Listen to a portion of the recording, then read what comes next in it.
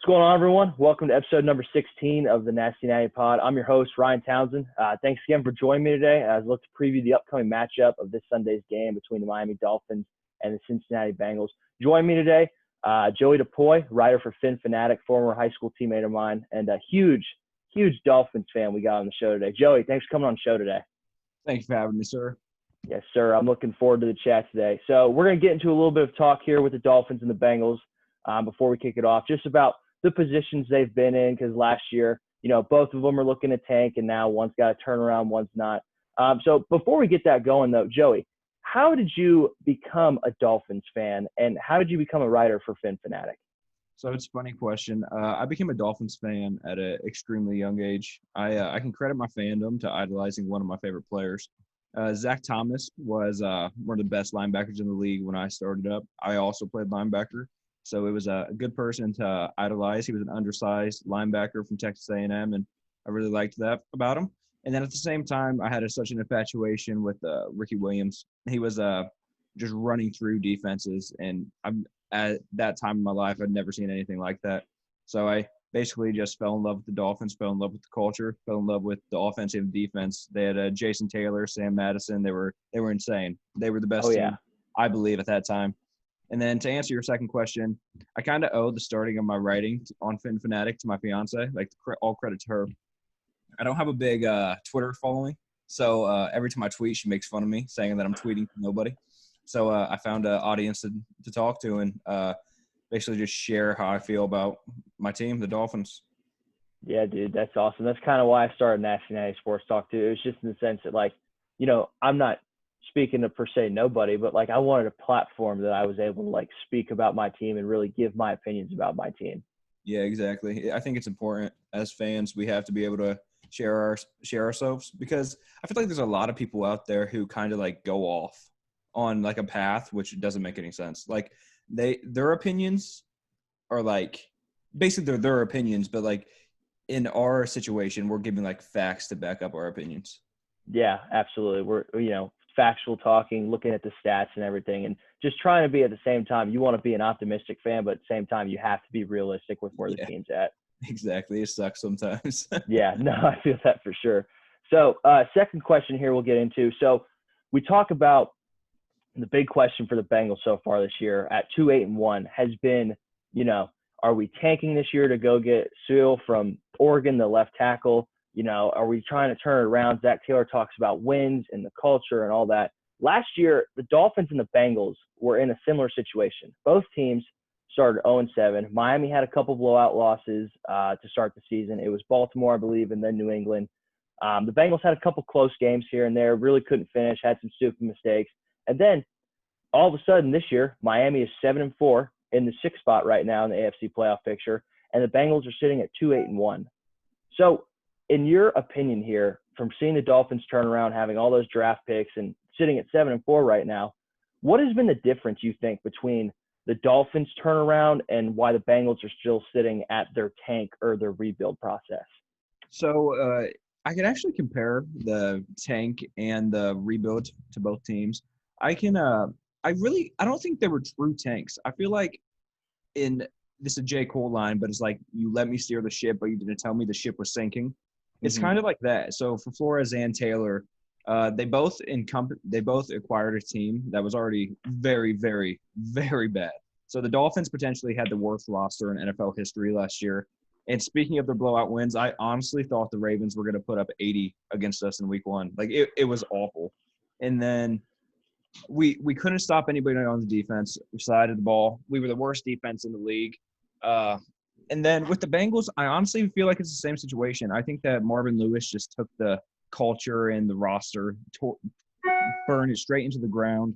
The difference is, I believe the Bengals have always had weapons, but I've always just thought their offensive line is what's ruined it for them.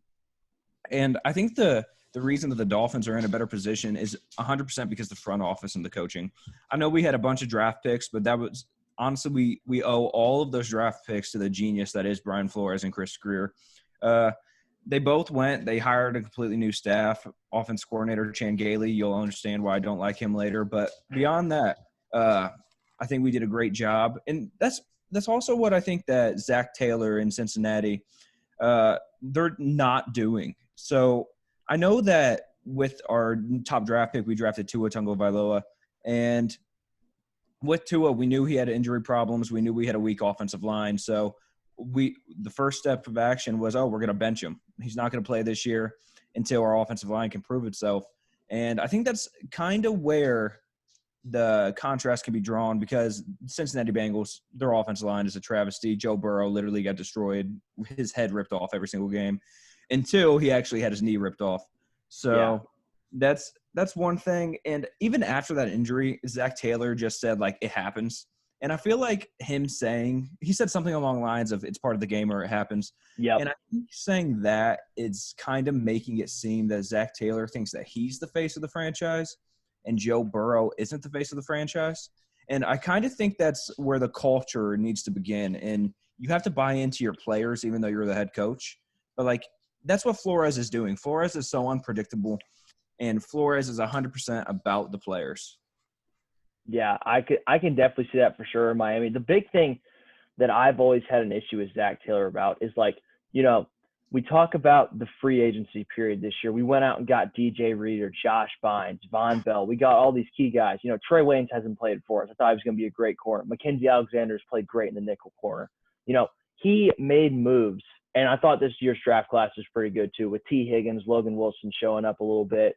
Obviously, Joe Burrow, the number 1 overall pick. But, like, the big thing is he always talks about is, like, he believes in his guys, and he wants those guys to progress and do well. And the problem I have with that is, like exactly you were talking about, it was mainly the offensive line. And I think the issue, in the sense what I'm talking about, is, like you were saying, if you don't protect the face of your franchise, or you think someone else is the face of your franchise, you're never going to be able to mold your team into the right culture you want. And you're not going to be able to win games like we've seen so far with 2-8-1. Yeah. And it can also be said, I feel like, in my opinion, I don't always like starting my number 1 draft pick in the year, especially if they're a quarterback. If you look at Patrick Mahomes, you look at Russell Wilson, and hopefully in this case, we talk about Tua, they all sat out first 2 years. And look at the players they are now. They're arguably the 2 best quarterbacks in the league. Yeah, I think that's huge to think about too. But the big thing we talk about in Cincinnati is, like, so if we had Andy Dalton this year, like I talked about in a couple weeks ago on my Bengals Steelers post pod, if we had Andy Dalton after that 36-10 blowout loss, like, we are light years away from being a good team. But I think in the sense of having Joe Burrow right now, I think that helps the morale a little bit. Like, hey, we've got our guy for the next 15 years. Like, he's shown us what he can do. But at the same time, to me, it's like, if you can't protect him and he can't stay healthy, then what's the point of playing him? Like you're talking about with sitting Tua and making sure you guys have your offensive line. Did you guys draft 3 straight offensive linemen in the draft? Yeah. Am I correct on that? We have 3 rookies on the offensive line. God, that's insane. I mean, we've started a rookie, I think, once or twice this year in Akeem Adeniji. We've picked up a couple guys in free agency, but that's the big thing we have to worry about in the offseason is the offensive line, because we've got to protect Joe Burrow at one point or another. Well, in Zach Taylor's defense, you have the number 1 pick. You get the first draft pick. You go from a terrible season beforehand. You draft somebody who has such a college tenure as Joe Burrow. He lights up every record book at LSU. And then you draft him. And in his defense, you're not going to start Ryan Finley over him. Oh, so absolutely not. In my, I've been trying to, think about what he was thinking. And honestly, I don't like the move of getting rid of Andy Dalton at all. I think Andy Dalton should have stayed. He was already used to getting abused by the Bengals, by the defense because of the offensive line. So you might as well just leave him to get abused one more year until the offensive line can actually form. Yeah, I mean, they wanted to give him a chance to play, and I knew when they sat when they sat Dalton last year to give Ryan Finley a shot for those 3 games. I know he was mad and he wanted to find a trade, but I think, it all works out for the same reason. That's going to be one of the things we have to focus on is getting a reliable backup quarterback, as we're going to talk about later on with Brandon Allen, who is not a reliable backup, nor is Ryan Finley. Yeah, it's kind of funny how it all goes to be, because I'm pretty sure that Brandon Allen was only signed to the roster because of COVID-19. Yeah. So, and for him to beat out Ryan Finley, that's kind of insane. It's disappointing. Yeah. It's insane. Yeah, disappointing for sure, but it's something Zach Taylor's got to get it figured out, and hopefully, we can climb some wins here and just maybe Brandon Allen improves. I don't know, but I think obviously with the offensive line and getting some edge guys for a pass rush, backup quarterback should be on a priority list next year for the Bengals. So steering away from the backup quarterback talk for a second, we'll get into the starters. So Tua versus Burrow. Obviously, Burrow's not going to play this week. He's injured.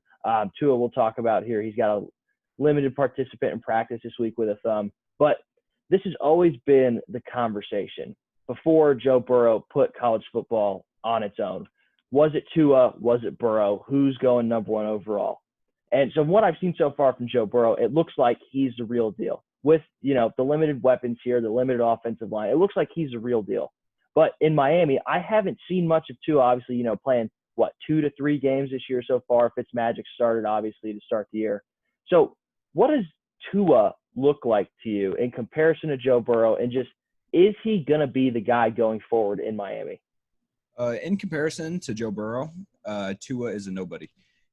Joe Burrow is honestly him and Justin Herbert have lit up this league for being rookie quarterbacks, and it's incredible that I am jealous that I didn't get either of those quarterbacks. With that being said, I'm not entirely throwing in all my investments into I think that Tua is still an experiment that the Dolphins are working on. I don't think it's his fault per se that he's not performing the way that I want to see. I mean, he has 5 touchdowns, no interceptions, and he's 3-1 as a starter. Right. To be a rookie quarterback, those are great numbers. But I blame it truly on the support that he has. The receiving core, mediocre. We're led by Devontae Parker, who's in his 8th year, I believe. And he's honestly the only receiver who produces. We had Allen Hurns, who sat out this year because COVID. We had Jakeem Grant, who can't catch a football. Preston Williams, who drops every ball that comes his way. And Mike Gesicki, he's a consistent tight end, but he gets 1 catch a game because he can't get open. He's a blocking tight end. And then if you match it with the backfield, we have Myles Gaskin. Myles Gaskins is a 3rd-string running back on any other team. We have Matt Breida, who was a 2nd-string running back, and he can't hold on to the football either. We had a trade for Salvin Ahmed, and then he's been injured. So truly, we don't have any supporting cast for Tua. Our offensive line is the greatest thing that Tua has, like I said, with 3 rookies. Yeah. So I think the reason that we see so much production from Fitzpatrick is basically because of the trust that the coaching staff gives him. Chan Gailey is a nightmare of an offensive coordinator. I'm just going to say that. I'm surprised we are 7-4 with Chan Gailey as our offensive coordinator. He truly, they called him from his nursing home and told him to come coach for us, and he did. So there's no trust in Tua at this point, and I think that Tua is starting to know that. I think it's starting to work against his confidence, and I think that is they're not providing Tua a chance to go out there and show what he can do and take chances, and that's why this Tua experiment right now isn't working out. They're more worried about keeping him healthy versus actually building his confidence to keep him going forward. Yeah, I can definitely agree with that, and I've seen that for sure. I've watched probably 1 Dolphins game this year when it's been on TV, but from what I've seen, obviously, I think it was the 49ers game and the Rams game. You guys had less than 200 yards of offense, and the defense is putting up the numbers for you. Has that been always with Tua, or has that been with Fitzmagic too? What's the difference there? So a lot of the games that Fitzpatrick was actually the starting quarterback, we didn't have Byron Jones. And whenever we have Byron Jones, the defense performs at a pretty mediocre level. With Byron Jones and Xavier Howard both in the game, we are lights out, top 2 defense in the league. Based off the secondary, our secondary, I believe the stats are we've had 9 interceptions the past 7 games. And of those 9, 7 of those interceptions are from Xavier Howard. It's berserk. Holy cow. So going forward in the future, the big question mark for Tua, people talk about the playoffs with the Bengals. People keep saying, I know Pete Briscoe off CBS Sports Network, he always says, Burrow is going to bring the Bengals to Super Bowl in the next decade. For you guys in Miami, obviously you're in a good spot right now being the 6th seed in the playoffs. But for the coming years, how long do you think it is before A, this team is truly Tua's, and B, you guys get the necessary weapons around him to really be a competitor? I think that going forward, next year is 100% going to be Tua's year, and it'll be the year that he proves himself. I think that Fitzpatrick this year, he already announced that he was done in 2 years. So I Yeah. believe this is his last training Tua, mentoring Tua. And then next year, I believe that the Dolphins have to provide Tua with some weapons, let the offensive line progress, hopefully get somebody that can stop the run on the defensive side of the ball. Even if we bring back Ndamukong Suh or something like that, a freak of nature that can just blow up the middle. And truly, I think that the Dolphins, we're in year 2 of a 4-year rebuild. And you say the next decade that Joe Burrow wins the Super Bowl, I give the Dolphins the next 4 years. Wow, that's a quick turnaround. But obviously, you know, I can see that right now with where the Dolphins are at. You guys are fighting for a playoff spot. I didn't look at the standings too much. Are you guys still in contention for the AFC East? Can you win the division still? Yeah, we're 1 game behind Buffalo. And the Patriots are in 3rd, and we play both of them to close out the season. Oh, okay. That's going to be something interesting to watch. You guys can move up from a wild card spot to even a 3 or 4. Well, 3 or 4 seed, I would say. Obviously, I think Kansas City and Pittsburgh are 1 and 2. So we play Kansas City, the Raiders, the Bills, and New England to close out, and Cincinnati. Oh, okay. Yeah. Some easy games there, but some challenging games. But I think it's going to be fun to watch for you guys on that end. So I'm looking forward to seeing that for sure. So moving on here into the segment, we're going to preview the game now. So as I've written my articles, you guys seen before, we're going to do a little injury news, go into what to expect, a little keys to the game, give our predictions, and then bold predictions to close it out. So I'll bring it back here to Joey, start with you. Is there any big injury news to report on the Dolphins side coming up this week? Yeah, so speaking of Golden Boy, Tua is coming off injury, thumb injury. They announced originally he'd be out 3 to 4 weeks. He is very limited at practice, but he is taking first-team snaps. So we're kind of uncertain if he is actually going to be out or what the extent of the injury is. We have Solomon Kinley, one of our rookie offensive linemen, out with a foot injury. He's been limited. Malcolm Perry got hurt in this game last week with a chest injury. He's also been limited. And Salvin Ahmed, who is our number 2 running back, he has a shoulder injury. He did not participate on Monday or Tuesday, but he's been limited ever since. And truly, these are all the big names that would potentially affect the game. Just because how the Dolphins work their offense, there are so many different weapons and pieces. I believe the Dolphins, the statistic I read is that we have completed a pass to 19 different players this year, and it's the most in the league. So we have so many different pieces that we just love to put in the ball game. Yeah, I can see that for sure. That 19 different receivers. That's insane. Patrick alone last week completed a pass to 13 different players. Holy cow! Yeah. You guys just put people in left and right in the game. It seems like that. If he's getting 13 guys the ball, we just have so many weapons who can go everywhere. Like we drafted Malcolm Perry from Navy. He was the quarterback, ran for 2,000 yards. He's came up. We have Mac Hollins, who played quarterback at some level. We go after the type of player who is a Swiss Army knife, like a Taysom Hill. Dang. Hey, that's pretty smart. I mean, it's working out right now having Fitzmagic and Tua, and Flores obviously knows what he's doing on that end. So moving it over to the Bengals side here, there were a lot of injuries I saw on yesterday's practice report. A couple guys that did not practice: cornerback Tony Brown, defensive tackle Christian Covington, long snapper Clark Harris. We actually signed Dan Godzell off the practice squad just in case Clark Harris can't go. Veteran long snapper for us. That might be interesting to see how the special teams play this week.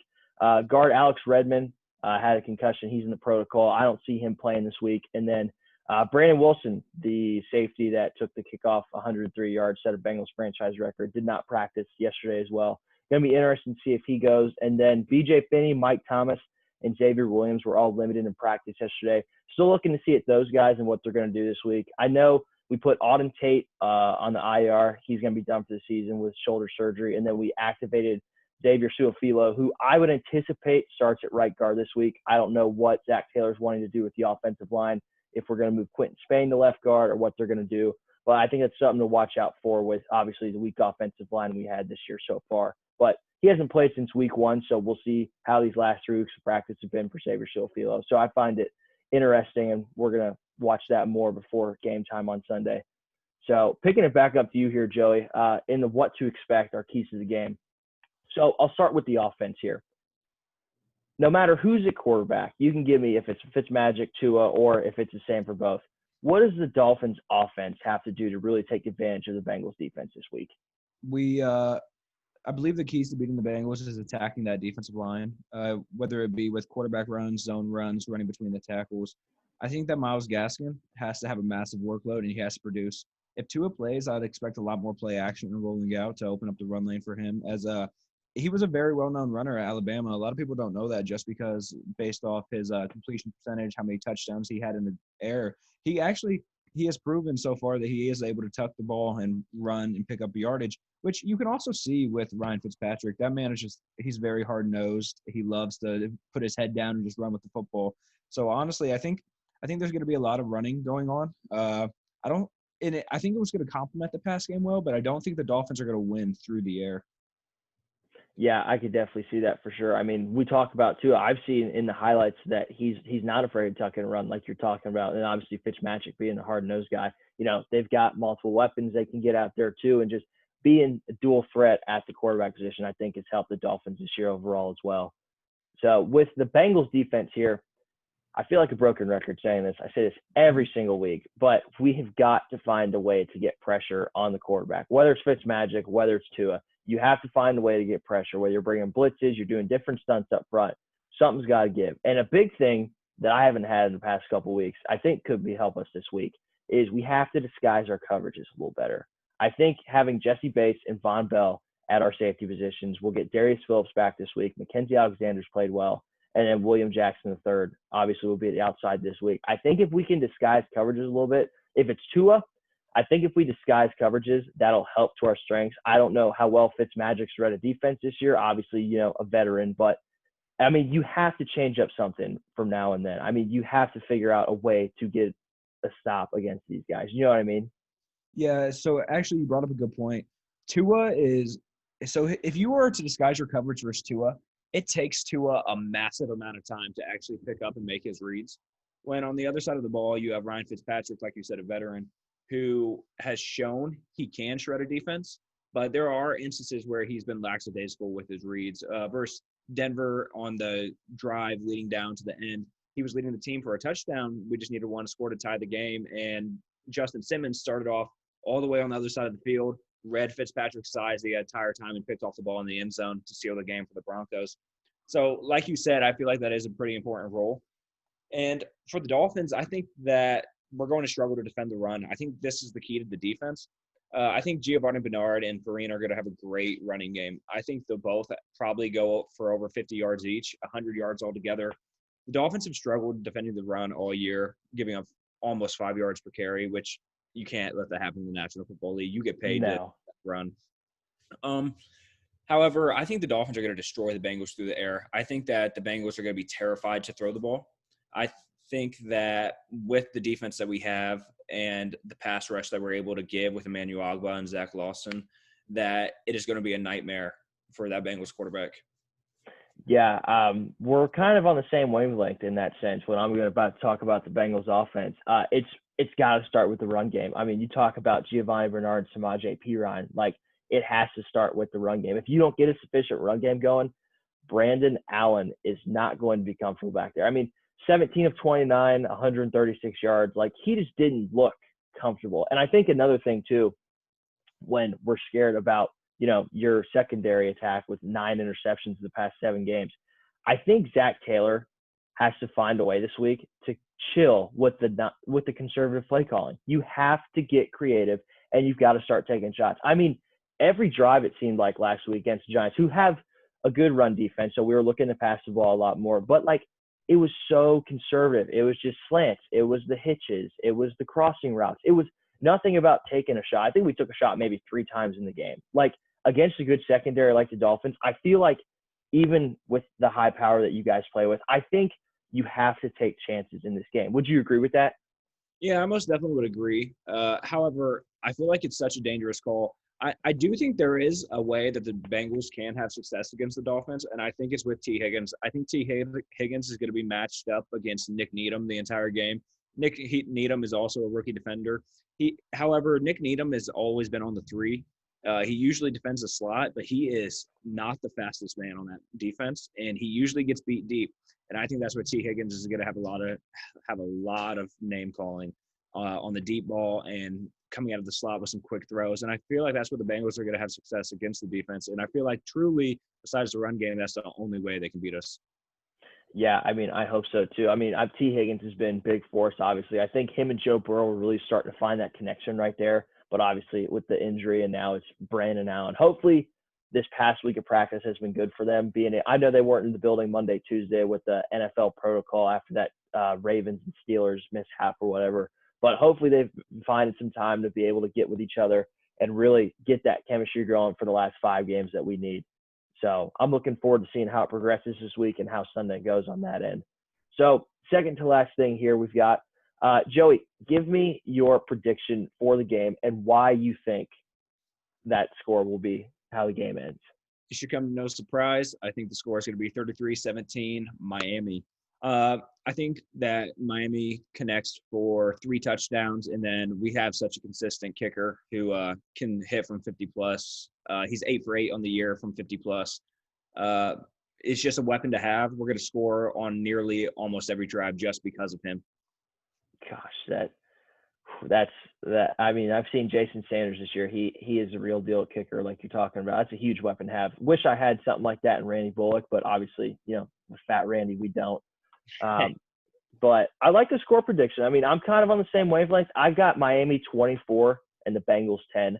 I think it's going to be similar last week in the sense that it's going to start low scoring. But I think with Miami's defense and the way we're not going to be able to score, Brandon Allen's going to score maybe 1 touchdown, or maybe it's a running touchdown. We're going to get 1 touchdown, and then Miami's just going to coast the rest of the way through. I really would like a closer game like last year when we talk about the comeback that we had against you guys, that we took it into overtime there after that Hail Mary to Tyler Eifert. I would love to see another game like that in Miami, but this week I really don't anticipate anything big for the Bengals this week. I think it's going to be all Dolphins this Sunday like you were talking about.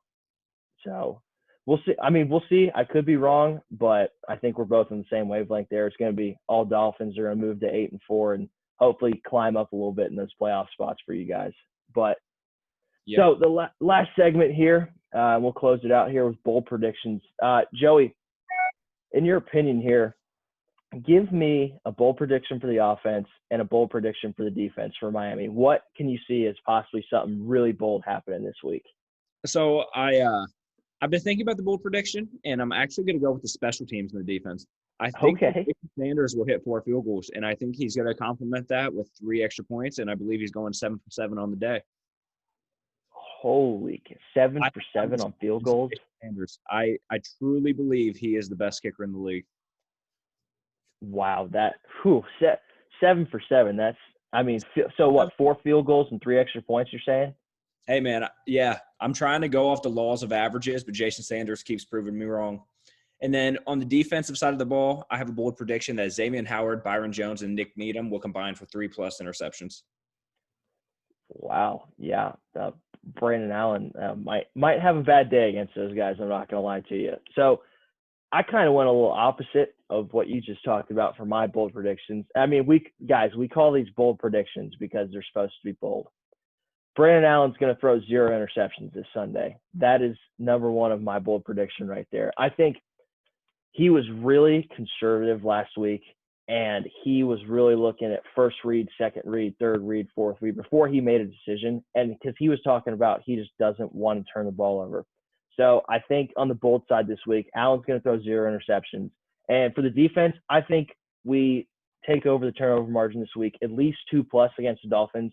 I like where the secondary is heading, and we're forcing fumbles here now every game. I mean, we should have had, if I think about it and look back last week, we could have had at least 3 interceptions against Daniel Jones. Logan Wilson dropped the ball. Akeem Davis-Gaither dropped the ball. And I think Mackenzie Alexander also dropped the ball. Like, we're in the right place at the right time at some points, but I find it's going to come out this week, and I think it's going to be interesting.